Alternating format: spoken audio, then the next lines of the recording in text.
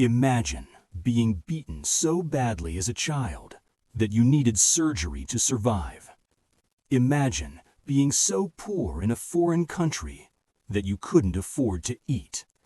Imagine losing every single dollar you had, not once, not twice, 3 times. And then imagine becoming the richest man who ever walked the face of this earth. This is the real story of Elon Musk. And I promise you, it is nothing like what you think you know. June 28, 1971, Pretoria, South Africa. A boy named Elon Musk is born into a world that will try, repeatedly, to break him. His father, Elon Musk, was a cold and harsh man. Elon himself has described his father as, and I quote, "a terrible human being." The Musk home was not a warm place. It was filled with criticism, cruelty, and emotional distance. At school, things were even worse. Elon was small, awkward, and obsessively intellectual in a country where those qualities made you a target. He was bullied every single day. Not just teased, physically beaten. There was one incident where a group of boys threw him down a flight of concrete stairs and beat him until he lost consciousness. He woke up in hospital, his face so swollen his own mother almost didn't recognize him. Most children in that situation would have broken. Elon Musk went home, opened a book, and kept reading. Because books were his escape, his shield, his world. By the age of 9 years old, he had read every single book in his local library, both of them, twice. By 12, he had taught himself to code.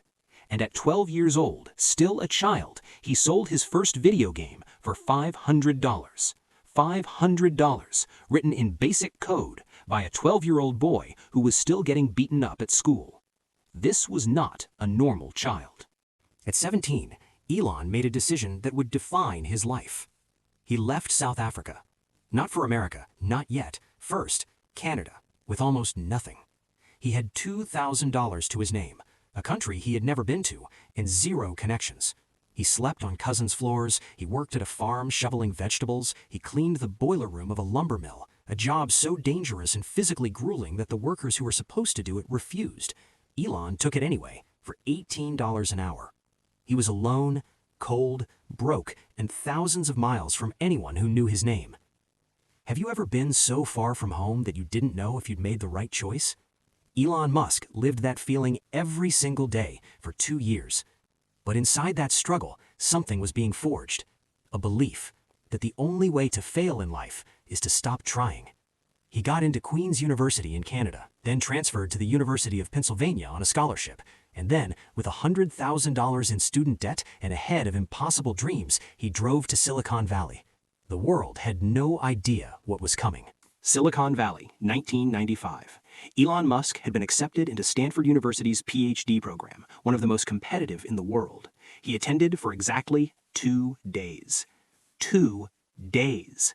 Then he quit. Because the internet had just been born, and Elon could see something almost nobody else could see yet. He started his first company, Zip2, a digital city guide for newspapers. Built in a tiny office with his brother Kimball. They slept on the floor. They showered at the YMCA. 4 years later, Compaq bought Zip2 for $307 million. Elon Musk was 27 years old and had just made $22 million personally. Most people would have stopped there, bought the house, bought the car, relaxed. Elon took every single dollar and bet it all again. He co-founded X.com, which became PayPal.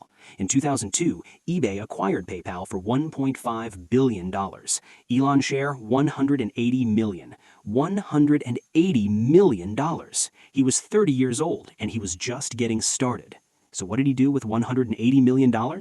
He did something so insane that even his closest friends thought he had lost his mind completely. Elon Musk took his $180 million and split it into 3 impossible bets.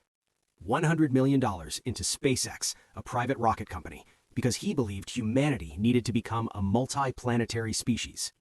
$70 million into Tesla, an electric car company that almost every auto expert in the world said was doomed to fail.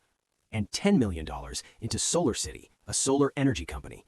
His friends held an intervention. They sat him down and begged him to stop. One of his closest friends, a successful entrepreneur himself, told Elon directly, "You are going to lose everything. These companies will fail. Please stop." Elon listened, and then kept going anyway. And then, in 2008, everything collapsed at once. SpaceX had launched 3 rockets. All 3 exploded. Tesla was hemorrhaging money and on the edge of bankruptcy. The global financial crisis had wiped out investors everywhere. And Elon Musk, the man who had been worth hundreds of millions of dollars, was personally broke. He was borrowing money from friends just to pay his rent. His marriage collapsed. His companies were days from bankruptcy. He was sleeping in the office. In an interview years later, Elon broke down recalling that year. He said 2008 was the worst year of his life, that he could barely leave bed some mornings, that the weight of potentially failing thousands of employees, people who had believed in him, was almost more than he could carry. And then, on the very last dollar, on the very last chance, on the very day SpaceX was about to shut down forever, the 4th rocket launched. And it reached orbit. If Elon Musk's story moved you, share this video with one person who needs to hear it today, because somewhere right now, someone is about to give up on their dream. And this story might be exactly what they need. Every single day on NeverQuitTV, we bring you the real story of a real person who refused to quit. Subscribe so you never miss one. And tell me in the comments, what is the one dream you refuse to give up on? I read every single comment. Everyone. This is NeverQuitTV, and we will see you tomorrow.